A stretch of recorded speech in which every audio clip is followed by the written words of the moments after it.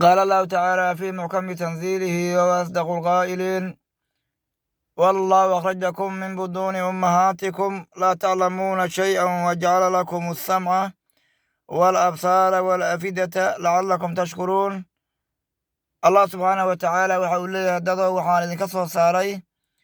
علوش هويو إذن كون وحبا مقلينينا وحنا أركينينا ككدب أيام وحان إذن يالي إن هذا وحمقشين وحنا أركتين كلنا عبر قادتين faadiyaashaas dhammaantood ee aan u aydinsiin waxaad ogtihiin cunug markuu kasoo baxaayo caloosha hooyo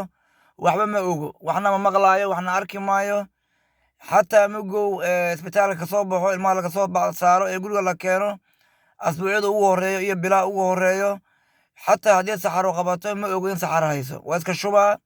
baambarkaasaa marba mid laga bedelaa haddii kaadi qabata ma ogo haddii qaajo qabata ma ogo waa iska ooyaa hooyada ayaa laga yaabaa inay istiraah waa qaajoon yahay intad ka alifato ay uu masaasad iyo naas iyo walxafka ugu gurto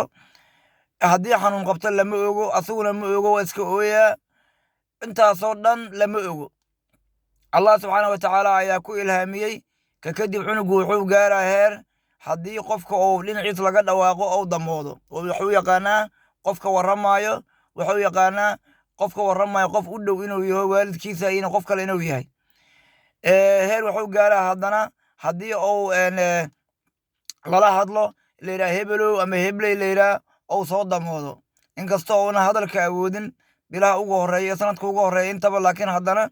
qofka laga hadlaa inuu asiga yahay wuu dareemaa oo haddii xaliimo la yidhaaho xaliimooy haddii la yidhaha ee qof dhinaciisa joogto kale oo siciide la yidhaha qofka siciidada la yidhaha soo damoomayso laakiin qofkan xaliimada la yidhaha waxaa qasaba inay soo damooto haba yaraatee kadib haddana ilaahi subxaana watacaala wuxuu ku ilhaamiyey in uu ka bilaabo raashinka caano oo cunugu muga uu yar yahay oo bil 2 3 4 bilahaas ugu horreeya muguu yahay badar cuni ma kariyo wuxuu ka bilaabaa caano jawiya iyo cabitaan oo biyo ah xataa cabitaan caadi la siimaa biyo la siihaa iyo caano jawiya kadib haddana waxaa la siihaa badar oo mushaariye iyo walaa yaroo fudud camal ah ilaa ma ruugi kariyo ilka male kadib haddana waxa uu haddana cunaa raashinka caadiga oo dadka la siiyo oo web ma ahana xoogaa tartiib ah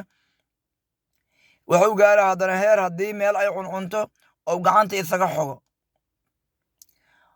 qaala rabbuna aladii acdaa kulla shayin khalqahu uma hadaa soo ilaa aayadda qur-aanka ma ahayn ilaahay ayaa ku hadaynayo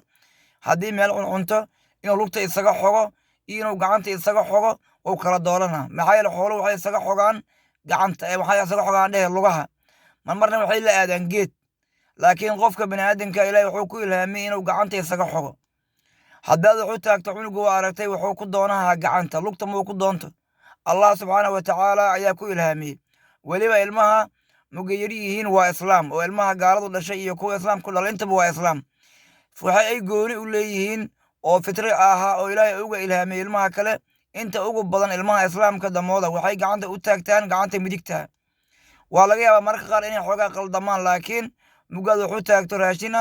cunugu inta badan wuxuu taaganaa gacanta midigta waa ilhaan oo ilaahay uu ku ilhaamiyey waalidkuna kaalmo ayuu ku leeyahay dabcan laakiin allah subxaana watacaala ayaa ku ilhaamiyey allahaas ilaahi subxaana watacaala saas kuu ilhaamiyey haddii alla ku ron yahay mugi wuxuu ay ku leeyihiin in la qaboojiyo la afuufo ilmaha tusay oo wuxuu mugaad dharagto inay iska dhaafaan ilmaha tusay inay ku shukriyaan ayaa muhiim ah allah subxaana watacaala inaan ku shukrino ayaa muhiim ah dadow ilaahi subxaana watacaala waxa uu naga yilay waxa uuna yidhi walaqad karamnaa bani aadama waxamalnaahum fi lbari walbaxri wouna karaameeyey allah subxaana watacaala wuxuu nagu karaameeyey wax kasta wuu naga karaameeyey muga walaalayaal aan ku cibro qaadan hada bilah towfiiq